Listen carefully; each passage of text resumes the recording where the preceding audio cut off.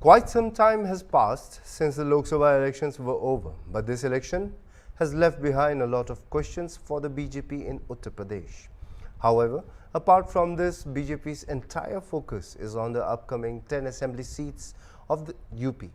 UP BJP has also fixed the responsibilities of everyone in the by-elections to be held on these seats.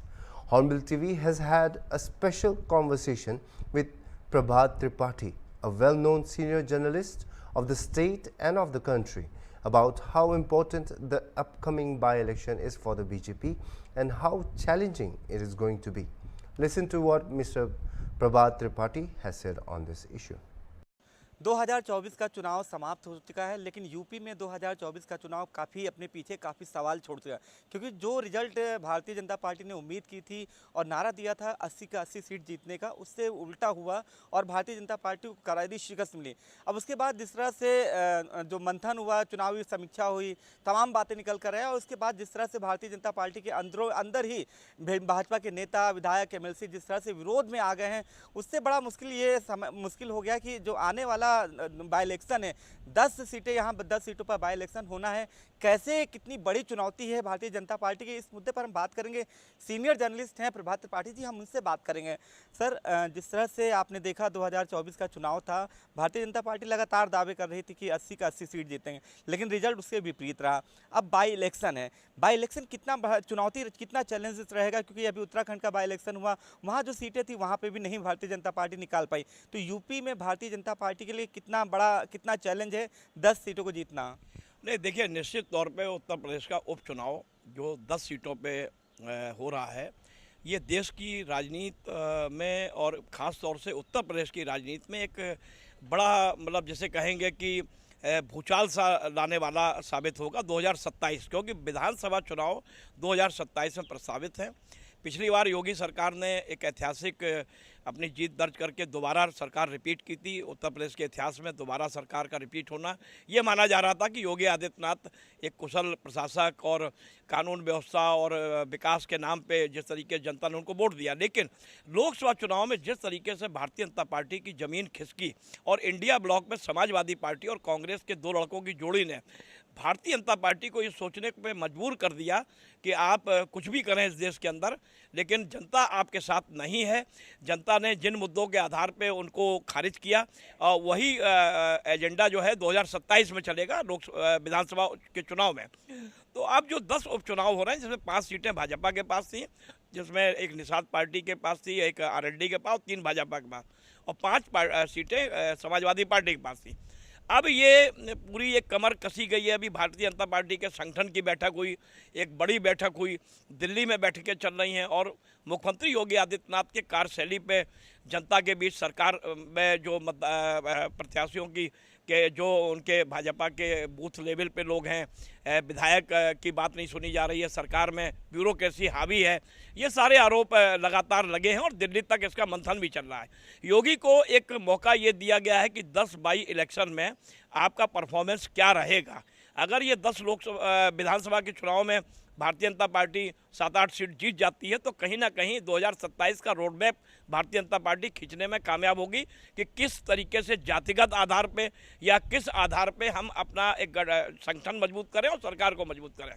प्रभात जी, अभी आपने कहा कि मौका दिया गया है, संगठन ने मौका दिया है। मौका क्या लगता है कि आपको भी, क्योंकि आपके बुद्धिमत्ता का आकलन नहीं किया जा सकता, काफ़ी वरिष्ठ हैं आप, लेकिन क्या लगता है आपने मौका शब्द क्यों इस्तेमाल किया बाई इलेक्शन को लेकर मुख्यमंत्री योगी आदित्यनाथ जी के लिए? नहीं, मौका ये इसलिए इस्तेमाल किया कि ये उनकी जो रिपोर्ट यहाँ से गई है वो ये गई है कि योगी आदित्यनाथ ने संगठन के साथ तालमेल नहीं सरकार का रहा, ब्यूरोक्रेसी, वो अंधविश्वास एक कुछ ब्यूरोक्रेट के साथ करते थे और उन्होंने तानाशाही टाइप की उन्होंने एक कार्यशैली रखी, जबकि उन्होंने बुलडोजर बाबा के नाम पे, अभी आपको याद होगा कि पंतनगर से लेके कुछ जगह बुलडोजर रोका गया, तो गरीबों पे जो बुलडोजर चला उसका और जो मुसलमानों पे बुलडोजर चला, जो इस तरीके का अपराधियों के नाम पे सरकार ने जो एक निर्णय लिए वो जनता ने पसंद नहीं किए, क्योंकि जनता ही जनार्दन होती है, जनता के ही वोट से फैसला होता है। और ठीक है, ये लोग आरोप लगा रहे हैं कि इंडिया ब्लॉक ने भ्रम फैलाया आरक्षण को लेके और ये सारी चीज़ों को ये लोकसभा में जीत गए। लेकिन सबसे बड़ी चीज़ जो धार्मिक नगरी की बात थी कि जब अयोध्या के राम मंदिर का निर्माण हुआ तो उस समय ये लग रहा था कि भारतीय जनता पार्टी को धर्म के नाम पे और राम मंदिर के नाम पे व्यापक फायदा होगा, और वहीं वो फैजाबाद लोकसभा सीट जीत गए। कुछ विवाद चला फैजाबाद और अयोध्या को लेके, लोकसभा फैजाबाद है और मिल्कीपुर जो है वो और अयोध्या विधानसभा सीट है। तो जो अवधेश प्रसाद जीते हैं समाजवादी पार्टी के, लोकसभा में भी अवधेश प्रसाद को आगे बैठाया जा रहा है और राहुल गांधी और अखिलेश यादव एक अयोध्या मॉडल प्रस्तुत कर रहे हैं। और ये भी कहा जा रहा है कि अभी बद्रीनाथ भी हार गए, उज्जैन भी हार गए। तो जहाँ जहाँ धर्म के एजेंडे में भारतीय जनता पार्टी ने अपनी पिच तैयार की, वहाँ वहाँ वो सीट लूज कर गए। तो ये 10 उपचुनाव में मिल्कीपुर जो विधानसभा सीट है अवधेश प्रसाद की, उस पर पूरी निगाहें लगी हैं। सरकार एन कैन प्रकारण किसी भी सूरत में मिल्कीपुर विधानसभा सीट जीतकर ये संदेश देना चाहेगी 2027 में कि मैंने मिल्कीपुर जीत ली है, कोई अयोध्या नहीं हारे हैं, कोई भगवान राम के नाम पे कोई हमारी पराजय नहीं हुई है और ये भ्रम फैलाया जा रहा है। तो एक तो जो 10 उपचुनाव हैं उसमें आरएलडी की भी है, संजय निषाद की भी है, छोटे छोटे पार्टियों की भी भूमिका होगी।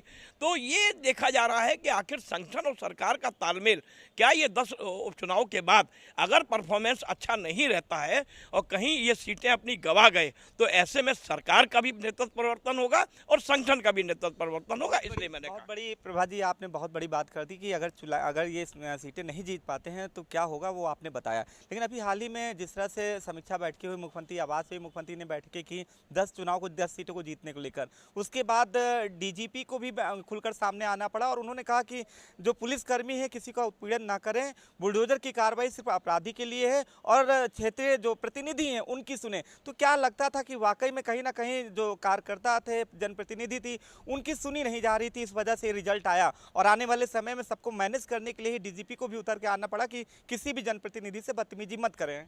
देखिए, विधानसभा चुनाव जो होता है, चाहे वो 2027 में हो या 10 ये उपचुनाव हो, वहाँ जनता की और कार्यकर्ताओं की बात अगर थाने में नहीं सुनी जाती है, तहसील में नहीं सुनी जाती है, तो नाराज़गी बढ़ती है। भारतीय जनता पार्टी की नाराज़गी धरातल में बहुत ज़्यादा थी, ऊपर नहीं दिखाई दे रही थी। ऊपर ये लग रहा था कि बाबा योगी आदित्यनाथ अपराधियों पे भारी हैं और जिस तरीके से आपके मुख्तार अंसारी से लेके अतीक अहमद, ये सारे लोग जमींदोज हो गए और माफिया का एक कमर तोड़ी।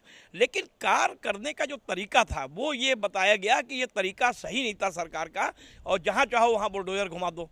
तो अब जो बुलडोजर कार्रवाई रोकी गई, आपको याद होगा अभी डिजिटल शिक्षकों की एक वो चल रही थी कि अटेंडेंस देने की वो निर्णय बैक किया गया। तो भारतीय जनता पार्टी 10 उपचुनाव में बहुत ही संकट में इसलिए है, एक दबाव में भी है कि आखिर जो इनके निर्णय कड़े निर्णय थे उसमें ये लिबरल हुए हैं। इस लोकसभा चुनाव के परिणाम ने ये साबित किया कि अब सरकारों को लिबरल होना चाहिए, जनता के प्रति जवाबदेह होना चाहिए, जनता के प्रति विश्वास बढ़ाना चाहिए। ये नहीं कि राशन आपने बांट दिया, आपकी बड़ी योजनाएं चल रही हैं, बड़े लेवल पे चल रही हैं, लोग हर वर्ग का लोग आपको जुड़ रहा है, तो ऐसा नहीं है। उपचुनाव हो रहा है या विधानसभा चुनाव होगा वो क्षेत्रीय समस्याओं पे होता है, जनता जनार्दन की समस्याओं पे होता है और मुद्दों पे होता है, क्योंकि स्थानीय मुद्दे होते हैं, राष्ट्रीय मुद्दे नहीं होते। राष्ट्रीय मुद्दे पे तो बड़ा चुनाव हो चुका है। तो ऐसी स्थिति में योगी आदित्यनाथ की पूरी प्रतिष्ठा ब्यूरोक्रेसी के साथ साथ आप व्यवहार अच्छा रखिए। संघ ने भी कहा है कि हम भाई आपका साथ तभी देंगे अब जब आप कुछ परिणाम दीजिए, आप कार्यकर्ताओं को निराश मत कीजिए। संघ का भी अल्टीमेटम आया है सरकार के लिए। तो अब सरकार की बड़ी चुनौती है योगी आदित्यनाथ की 10 बाई इलेक्शन जीतने की। अगर इन्होंने परफॉर्मेंस अच्छा किया तो मुझे ऐसा लगता है कि योगी जी कंटिन्यू करेंगे, और अगर उपचुनाव में परिणाम भारतीय जनता पार्टी के पक्ष में नहीं हुए तो सरकार का चेहरा बदलेगा, संगठन का चेहरा बदलेगा, और चेहरा बदलने के लिए कार्यकर्ता और उनके पदाधिकारी बहुत मुस्तैदी से लगे हुए हैं।